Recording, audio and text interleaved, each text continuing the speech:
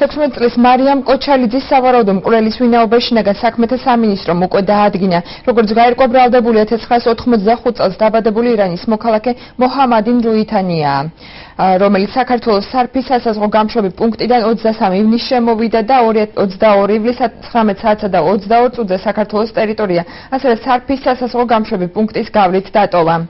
ეჭვმიტანილის დასაკავებლად შინაგან საქმეთა სამინისტრო ამჟამად თურქ კოლეგებთან მოლაპარაკებებს აწარმოებს.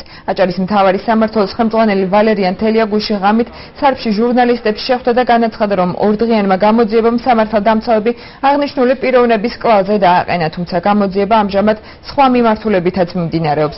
ამჟამად მოჰამადი რუითანიას ინტერპოლი ეძებს. მარიამ კოჩალიძის ახლობლებმა მოგმართეს აღნიშნული გოგონას დაკარგვის შესახებ განცხადება გააკეთეს 23 საათზე 22 ივლისს.